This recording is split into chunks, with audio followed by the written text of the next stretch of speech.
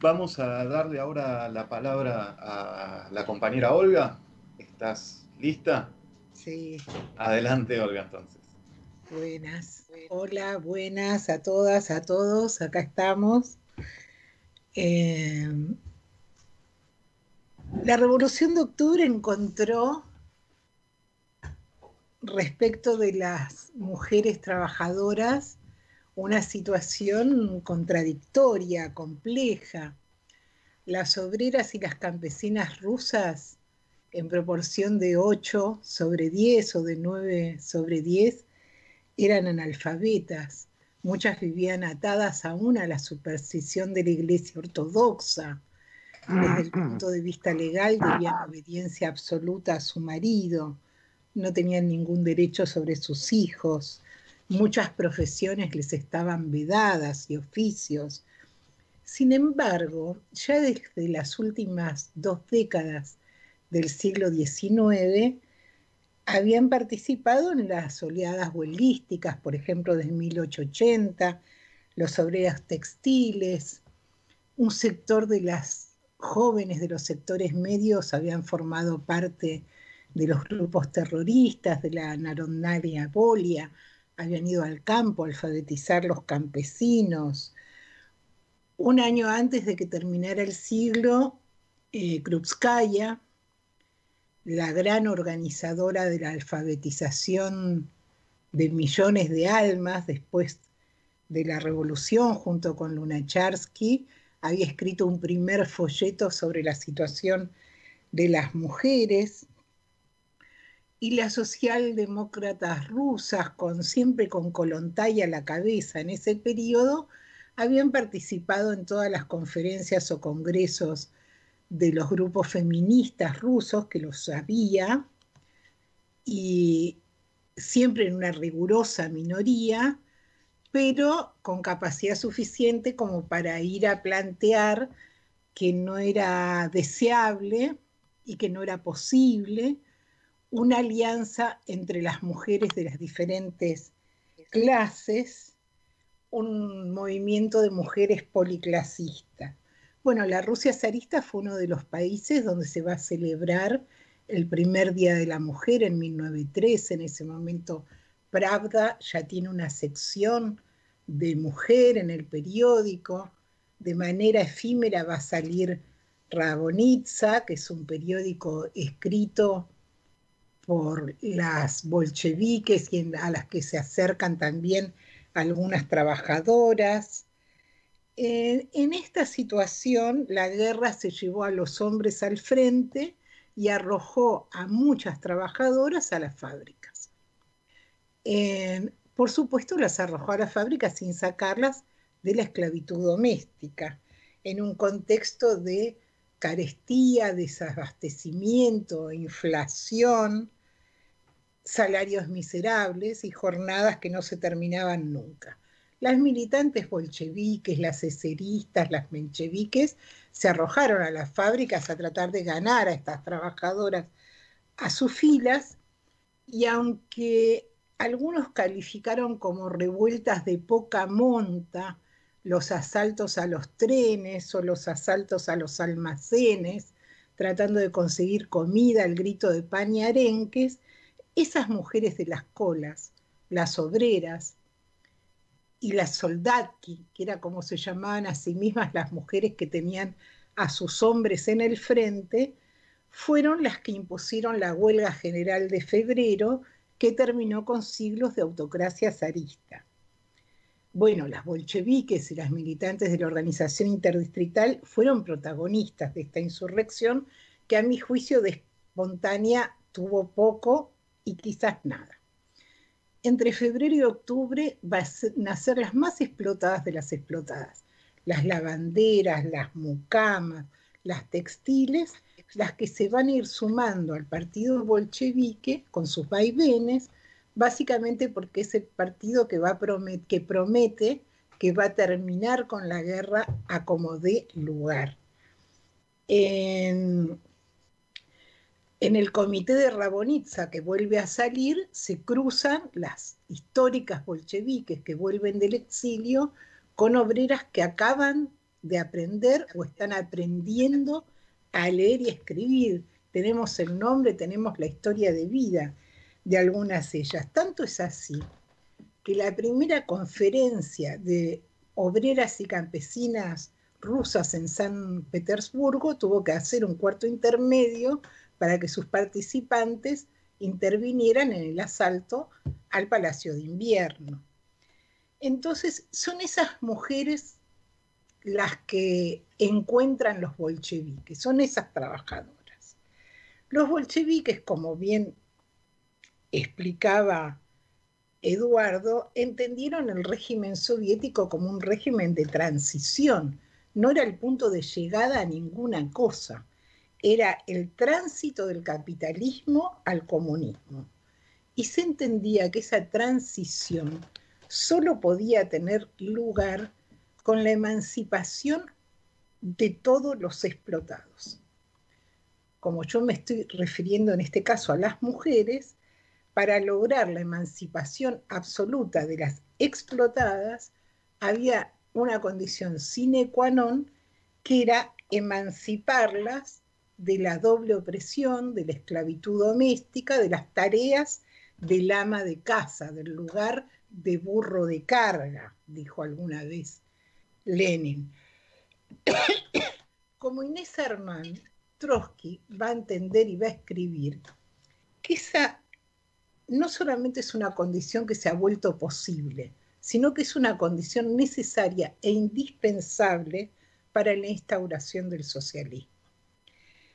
Y que el fracaso en la tarea de emancipar a las mujeres va a estar ligado a la suerte de la revolución. Bueno, el gobierno de los soviets demolió la legislación zarista y anuló todo vestigio de desigualdad legal entre los hombres y las mujeres. Instauró unas leyes de protección de la trabajadora y la madre que todavía haría empalidecer de envidia a cualquiera de todas nosotras. No hemos llegado a este punto.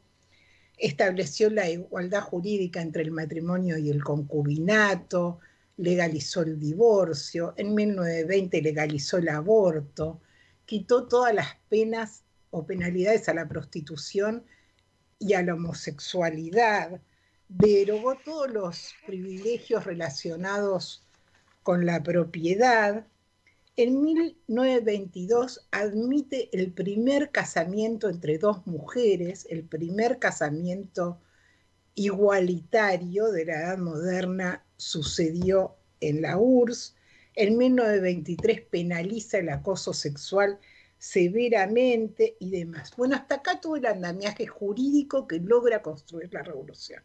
Pero a eso le falta la otra mitad, y en realidad le falta la mitad más importante, que es crear las condiciones materiales que faciliten la emancipación de la mujer, de modo tal que ella pueda intervenir de forma integral en la organización soviética, en la construcción del socialismo, desde la defensa militar hasta los programas económicos. ¿Cuál es el desafío? El desafío es construir una economía colectiva que reemplace a la economía doméstica. Eso era lo que iba a permitir el surgimiento de una nueva familia sobre la que Trotsky no tiene ninguna idea de cómo va a ser, no aventura, pero seguramente en esa nueva familia la educación, el cuidado de los hijos, de los niños va a estar a cargo del Estado, y las condiciones materiales de esa familia serán totalmente otras. Desde ese punto de vista, es indispensable ir sustituyendo las labores domésticas y socializándolas, o sea, armar redes de lavanderías, comedores, guarderías, jardines, escuelas, que permitan que la mujer, en vez de quedarse cocinando en la casa, vaya al soviet, vaya a la fábrica, participe en las actividades políticas, sociales económicas y demás. Bueno, semejante tarea, por supuesto, necesita que las más amplias capas de mujeres intervengan en la construcción del socialismo. Y la búsqueda es acercar a las mujeres sin partido. El término mujeres sin partido, que a mí la primera vez que lo leí me llamó la atención muchísimo, en realidad es un término que ya está presente, por ejemplo, en Lenin, cuando entre febrero y octubre dice que en la fábrica Putilov los bolcheviques tienen que votar como delegados a las mujeres sin partido, cosa que no le gusta nada a los militantes abnegadísimos bolcheviques que están en las fábricas, pero Lenin dice nuestra apuesta es ganarlas a ellas. Bueno, después de la revolución esto todavía se refuerza muchísimo más. Con el decidido apoyo de Lenin y de Trotsky, y por eso, y subrayo lo de decidido porque hay todo un sector del partido hostil a esta idea, en 1916 se va a crear el Departamento de las Mujeres del Comité Central, el CNOTDEL. La primera presidenta del CNOTDEL va a ser Inés Armand, que va a morir trágicamente al año siguiente, la segunda Alexandra Kollontai, y el objetivo de la Secretaría de la Mujer es justamente ganar a la tarea de la transición al comunismo a las mujeres sin partido. ¿Cómo trabajan? Trabajan a partir de la elección de delegadas en las aldeas, en las fábricas y en las barriadas, donde las mujeres eligen una delegada sin partido que por el término de entre 3 y 6 meses se va a incorporar a la gestión del Estado obrero en cualquiera de sus ámbitos. Por ejemplo, mientras Trotsky es comisario de la guerra, hay 6.000 delegatkis que participan de las actividades del Ejército Rojo, las más diversas, que puede ser desde el acarreo de pertrechos o la atención de los heridos hasta la discusión de la estrategia militar. Estas mujeres, obviamente, cuando volvían al lugar de donde habían salido, difícilmente se quedaban cocinando en la casa. Estaban en condiciones, se habían convertido en unas dirigentes capaces de ir a discutir con cualquiera. Tenían además la atribución de ser como inspectoras en el cumplimiento de las leyes de protección de la mujer trabajadora. Eso les ganó, por ejemplo, la antipatía de los mujik, la antipatía de los gerentes de las empresas descentralizadas en la ANEP, la antipatía de los borrachos, la antipatía de los violentos. Y bueno, el CNOTDEL, otra de las cosas que hace es trabajar con las mujeres musulmanas del Asia Central. Todas esas historias que hemos leído sobre los procesos de desvelamiento, de abandono del velo y demás, son las delegatas del CNOTDEL que recorren las aldeas islámicas, han pagado con su vida muchas de ellas ese intento, promoviendo la liberación de las mujeres, como se dice ahora, bajo el yugo del Islam. Sin embargo, el contexto en que esta actividad se desarrolla es un contexto absolutamente desfavorable, el que contaba hace un rato Eduardo, en donde la destrucción del aparato productivo, primero por la guerra mundial, después por la guerra civil, la derrota de la Revolución Mundial y el aislamiento de la URSS, el descalabro, como decía, de su aparato productivo, obligan las rebeliones campesinas, Kronstadt, la exigencia de los campesinos en contra de la requisa de los alimentos, obligan a retroceder a una política de concesiones que va a abrir paso a la generación de nuevas capas sociales, a cierto comercio interior y sobre todo por la descentralización de las fábricas y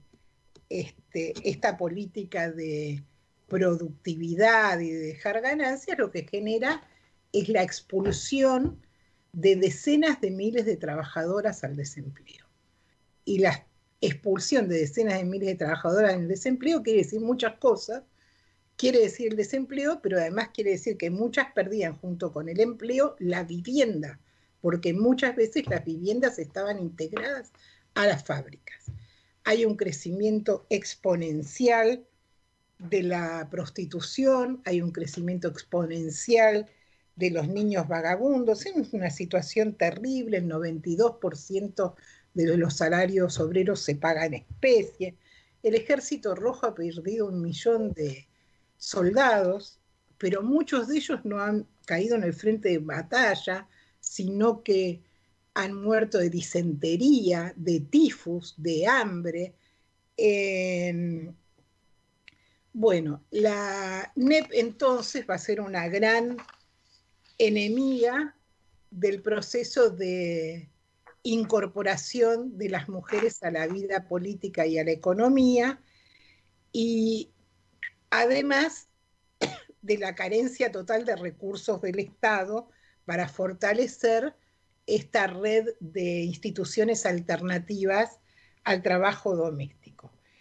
En 1921 está sucediendo la segunda conferencia mundial de mujeres comunistas.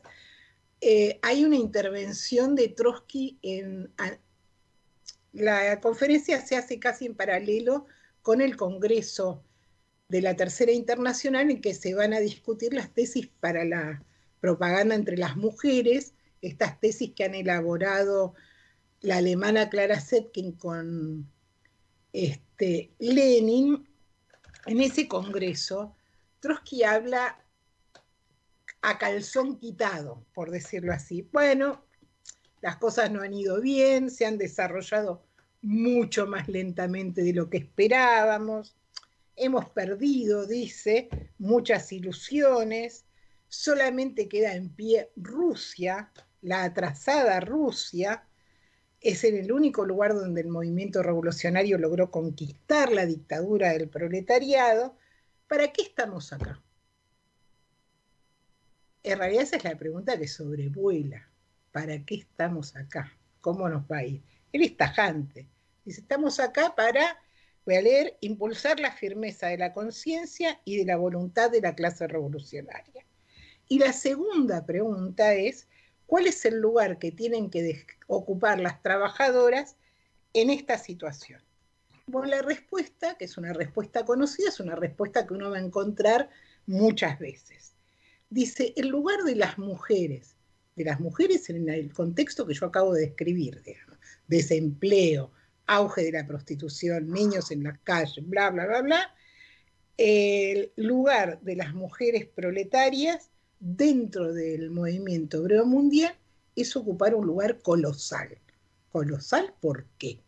Bueno, dice, el colosal porque en esta situación es habitual que la capa de la aristocracia obrera, la capa masculina de la aristocracia obrera, ocupe un lugar más conservador, más cauteloso, mientras que las más explotadas entre las explotadas reaccionan con furia ante su propio atraso, ante su degradación, y se colocan de esa manera como la parte más activa, más revolucionaria, con mayores iniciativas de la clase obrera.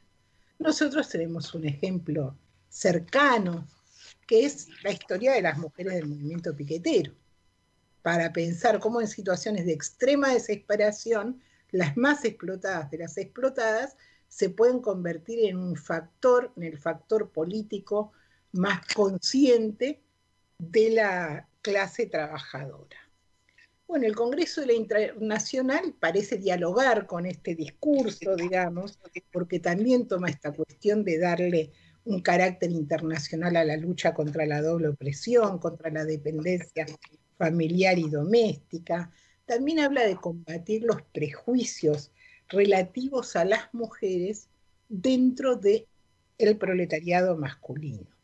Se fortalecer el espíritu de solidaridad entre las obreras y los obreros, luchar contra la influencia de la tradición, contra la religión, contra las costumbres burguesas. O sea, las cuestiones de la vida cotidiana no son minucias, son centrales en la estructuración de un movimiento revolucionario. Esto es de 1921, 2 años después vamos a tener el folleto Problemas de la vida cotidiana. Lenin ya está enfermo, prácticamente retirado, y ha avanzado un proceso molecular de burocratización. Trotsky elige detenerse en la vida cotidiana, en los cambios, en los desafíos que plantea la transición al socialismo, en la familia, en la juventud, en la cultura. Todos los formatos están en eclosión, dice él. Y esta eclosión no se puede reglar, no se puede normar, no hay un decreto que a paz de modificar los modos de vida, la cultura de los modos de vida. Dice, hace falta un esfuerzo consciente, un esfuerzo titánico de los trabajadores, un esfuerzo cultural y creativo que deberían acompañar los artistas para barrer la losa de los prejuicios, para barrer el desprecio hacia las mujeres, para barrer la naturalización de la esclavitud doméstica, el maltrato a los niños. Y si las masas, dice, logran tomar esta tarea y hacerla consciente, van a barrer a la burocracia. Él establece un nexo. Es muy osado lo que dice, porque en algún momento, dice, si no fuera por la situación internacional, me animaría a decir que la principal militancia sería una militancia cultural para barrer todas las rémoras del pasado, en busca de relaciones no armadas bajo la lógica de la lucha de clases, de la explotación, sino una nueva personalidad, la personalidad del proletariado revolucionario. Él analiza muchos detalles que no se pueden contar en 20 minutos, pero por ejemplo dice, la igualdad jurídica fue lo más fácil. Dice, tomar el poder fue lo más fácil. El problema es conseguir la igualdad en las fábricas, conseguir la igualdad en los sindicatos, lograr que los hombres no coloquen a las mujeres en una situación desventajosa adentro de ellos. Dice, mientras la mujer esté atada a los trabajos de la casa, mientras la mujer tenga que cocinar, es lo que le produce mayor espanto es la cocina. Dice, hay que garantizar la producción social de los alimentos. Arrancar a la mujer de la cocina. Si la mujer no sale de la cocina, es mentira que haya ninguna clase de igualdad, ni política, ni social, ni en ningún orden de la vida. Y en un sentido, subraya, el trabajador ruso, que viene del enorme atraso, está dando los primeros pasos conscientes hacia la construcción de una nueva cultura. Entonces, si uno quisiera hacer una síntesis, diría que Trotsky establece como un nexo férreo entre la aparición de una nueva forma de familia, entre la emancipación de las mujeres y el fortalecimiento de una cultura nueva que no se puede construir de un solo golpe, como si el poder se pudo tomar de un solo golpe, dice. Se puede derribar el reino de los explotadores después de una larga preparación en un día. La familia llevará décadas y décadas y décadas porque está moldeada en el psiquismo humano, y junto con el respeto a la familia está la obediencia, está la sumisión. Por eso, si se produce esta eclosión, dice él, el impacto sobre la burocratización del partido y del Estado va a ser de proporciones. ¿Quién puede llevar esta tarea adelante? Una vez más, dice, la inercia de las costumbres es tan poderosa que la lucha contra esa inercia va a descansar sobre las espaldas de quien es su principal víctima, que es las mujeres, sin que esto signifique decir que el obrero consciente y el obrero comunista no tiene que empeñarse también en la misma tarea. Otra cuestión a la que Trotsky le presta muchísima atención es a la maternidad y al lugar de la maternidad. Dice, construir el socialismo así de taxativo implica emancipar a las mujeres y proteger a las madres. Y si la madurez de un obrero socialista se mide por el tratamiento que da a las mujeres y a los niños, por su comprensión de la necesidad de liberar a las mujeres de los trabajos forzados a los que están sometidos. Estamos en noviembre de 1925, ya no es más el comisario de guerra, y la presidenta del Cenotdel, que es una vieja bolchevique, Artiquiuna, va a inaugurar el Congreso del Cenotdel ese año diciendo que la primera tarea del Cenotdel es propagandizar entre las masas de mujeres, alertar a las masas de mujeres sobre el papel contrarrevolucionario de Trotsky y de la oposición de Leningrado. Así que las cosas se han puesto horribles. Bueno, entre 1926 y mediados de la década del 30, el estalinismo va a haber demolido toda la obra de la revolución, toda. O sea, ilegalizará el aborto, ilegalizará la prostitución, solamente reconocerá el matrimonio legal, restablecerá la categoría de hijos legítimos e ilegítimos, penalizará la homosexualidad, creo que ya lo dije, pero además sobre todo se va a empeñar en el elogio, como decía Eduardo, de la familia, en la restitución de la familia pequeño burguesa y de la función maternal, a tal punto que va a instaurar una orden a la madre heroica para aquella que tenga más de 7 hijos y una orden, no me acuerdo, a la gloria maternal para aquella que tenga más de 10. Si ninguna mujer, al pleno empleo, puede negarse a las dulzuras de la maternidad. Por supuesto, no llega al extremo de derogar el divorcio, pero sí se convierte en un trámite engorroso y muy caro. Y además, si uno lee en Pravda que la suerte de la Unión Soviética y el desarrollo del socialismo en un solo país depende de las relaciones estables adentro de la pareja, no va a ir a decirle al muchacho del PC que trabaja en su fábrica que tiene ganas de divorciarse, a no ser que esté dispuesto a jugarse la vida en esa cuestión. Trotsky tiene Termidor en el hogar, otro artículo hermoso, que es si acaso la Revolución de Octubre cumplió su compromiso con las mujeres. Él dice, el motivo más imperioso del culto a la familia por parte del estalinismo es la necesidad de mantener una jerarquía estable de las relaciones sociales, una juventud disciplinada en 40 millones de hogares que teman a la autoridad, que sirvan al poder. Esa es la restauración de la familia y ese es el objetivo de la restauración de la familia. Trotsky va a decir, bueno, la revolución en la sociedad rusa era demasiado pobre, demasiado atrasada, la familia no puede ser abolida, tiene que ser sustituida, y la emancipación de la mujer no puede darse en el contexto de la miseria socializada.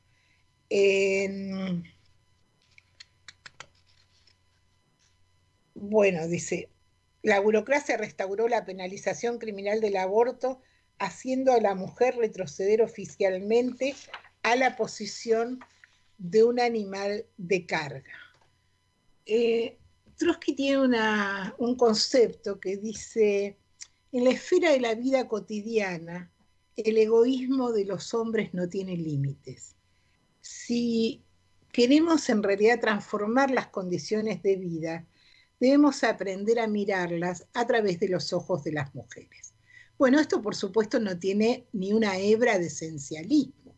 Esta concepción está explicada en el paso a las luchadoras, en las mujeres y las más explotadas, de las explotadas, como el motor del movimiento proletario en su conjunto.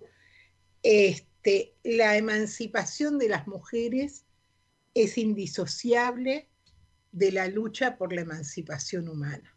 Este es el hilo conductor de toda su producción, de una producción que interpela con mucho vigor, 80 años después, a las nuevas generaciones, al movimiento de mujeres. Es un honor estar acá brindando mi homenaje a aquel que prometió que la revolución iba a garantizar no solamente el derecho al pan, sino también el derecho a la poesía. Bueno, muchas gracias. Gracias. Bueno, muchas gracias, Olga.